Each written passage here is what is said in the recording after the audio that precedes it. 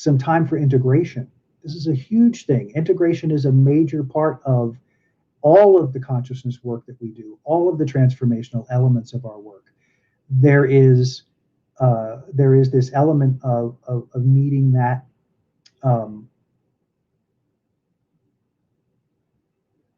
consistency, but not in a way, again, that you're judging yourself or abusing yourself. You can continually be inconsistency. And again, remember, we're talking about building the love energy, building the joy, uplifting and moving the vibration up and expanding the vibration, increasing the frequency of who we are.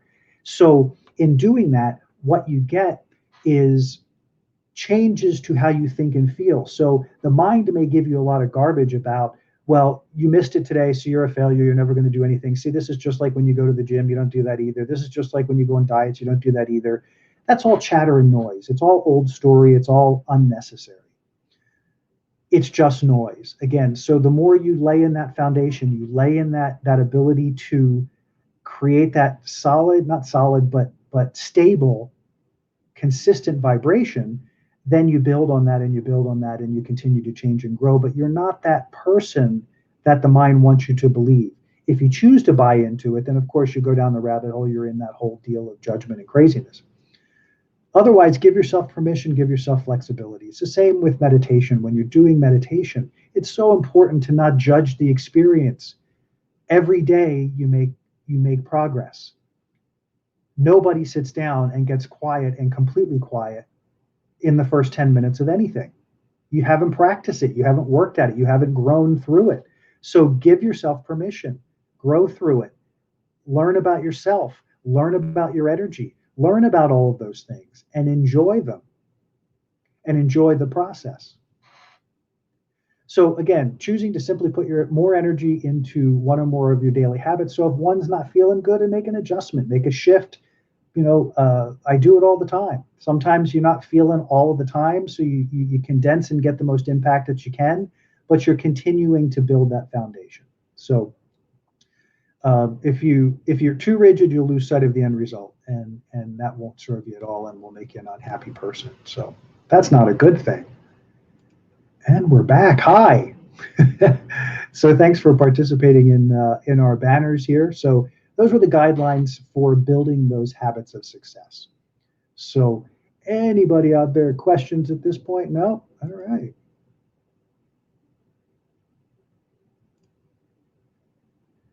So in our previous show and in our previous podcast, we have, give me a second here. I don't know if Jeff is able to get in. He seems to be there, but I don't hear him. Nope. No.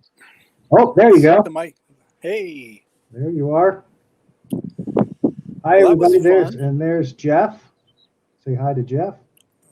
That was a great presentation, Jim. I was following along with all the work you put into this and loved the step-by-step guidelines that you offered.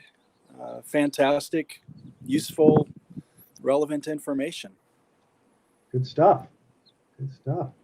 Glad you made it. Here we go. So we're moving on to talking about now, we got into, we were talking, and if there's anything you want to add, Jeff, to any of those things we were just talking about, please take a minute and do so if you want, or I'll carry on from here.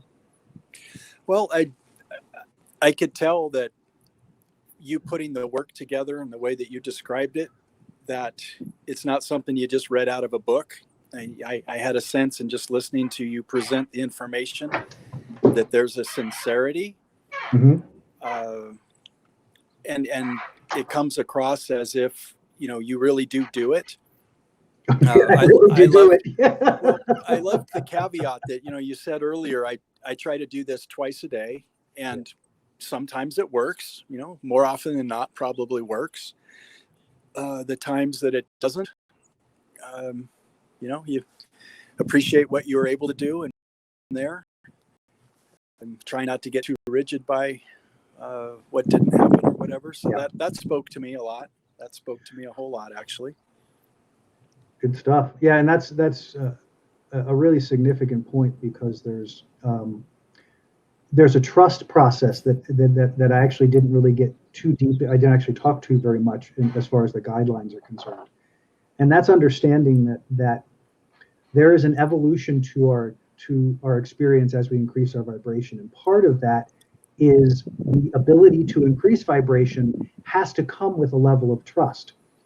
Meaning you have to, as an individual, I have to trust that, one, that I am who I think I am, meaning I'm more than this body, I'm more than this experience that I'm living, that there's something that connects me to something greater. And I appreciate and love that aspect of myself, as we talk about the observer or the higher self, whatever that is. But the thing that's so important to me about that is trusting self. And it's one of the things that I think most of us lack a lot of.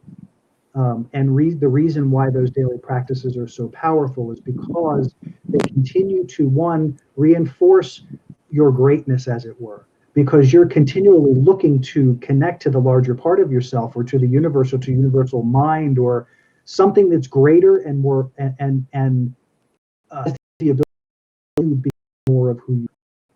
So trust is a huge piece of that. And trusting is knowing that if you're committed to the process, if you're committed to your own evolution, and you know, I'm laying my foundation. I'm building this strong foundation for myself with this daily practice. From place, it's all an act of faith and trust. Because you don't know, I don't know where it goes from here. I only know how I feel, and I only know what shows up in my world afterwards. But the trust piece is in knowing that, yeah, there are days where you get up and you go, wow, I'm just not there. Could it help me get there? Well, I'll give it a shot. I'm going to go in because I love how I feel. Then you get there and there's no energy for you there. And you go, oh, Lord. That's the place where trust comes in, because that's where judgment can leap in immediately and start to take over and start to diminish and undermine everything you've tried to create. It's not useful. So trust is another important piece, and thanks for bringing that up, because it's very valuable to building a good foundation with these success habits. One of the things I'd like to comment on with regard to you sharing with our audience how you go about your spiritual practice and refining it, sticking with it, modifying it as you go, is that just like any exercise program, just like any diet program, there are so many.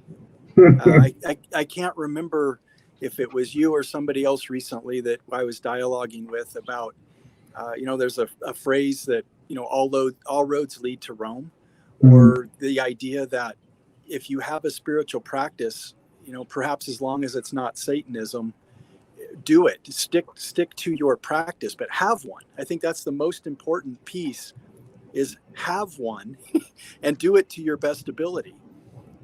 Jim just laid out a beautiful plan for us to consider, of taking pieces from what he's sharing and playing around with that in your own spiritual practice. But what I'd like just to get across is there is no right one practice, but you got to have one. That I hope we could all agree on.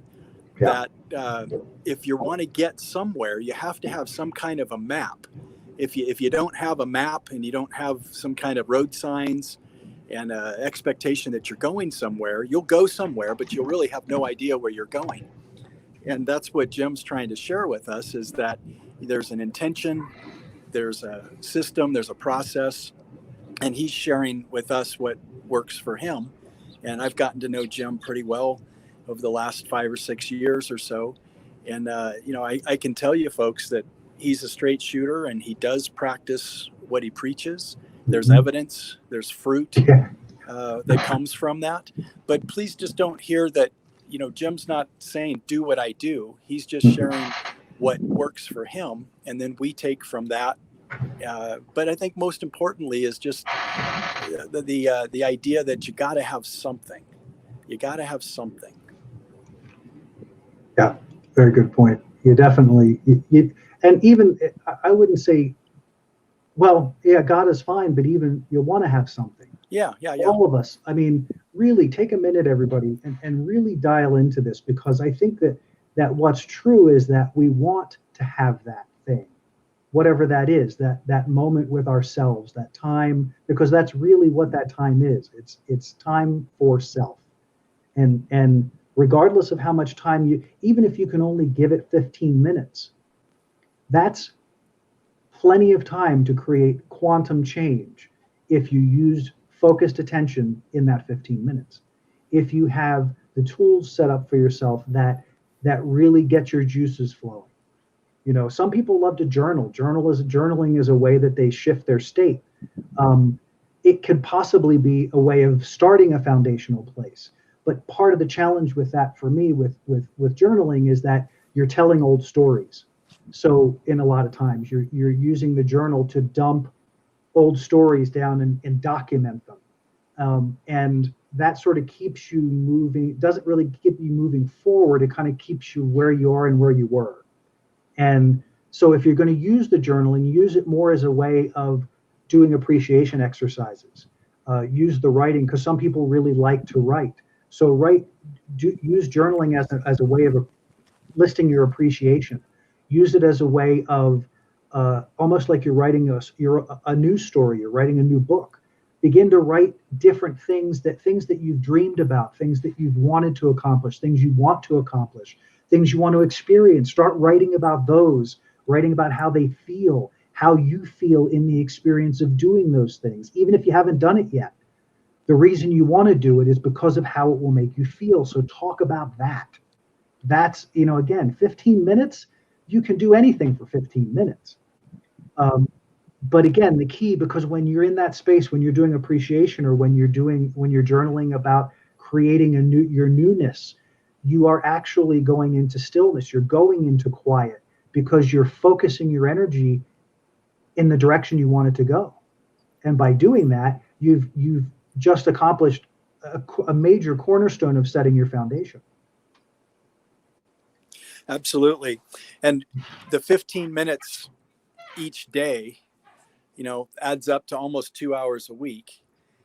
And 2 hours a week after week after week, there's 100 hours in a year.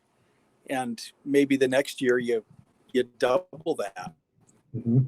And before you know it, you've got something that really, really works for you. And what I think Jim and I have found, and I'll speak specifically for myself, is that the more you do something that is changing your life, the more you want to do it. And that just, I hope that came across really clearly. I don't know if I could say it in another way, but it builds on itself. And it's like, you just have a hunger for it, and you find ways to bring more time to your practice and to your walk and your evolution, your growth. And that's an important piece to put in here, that in the beginning, it may feel like a got to or a have to, but before you know it, one day you're actually looking forward to it. And before you know it, after that, then it's like, I can't wait. And it's like, wow, who guessed I got here from where I started? So taking it back to basics. So we've laid a foundation here. We've talked about building the success habits, some guidelines for the success habits, so that you idea of how to step in, realizing you don't have to do something everybody else is doing. You don't have to do it like they're doing. You don't have to do anything that doesn't resonate with you.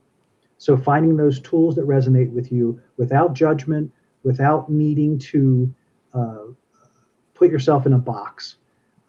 But let's unravel all of that for a second and go back to the basics.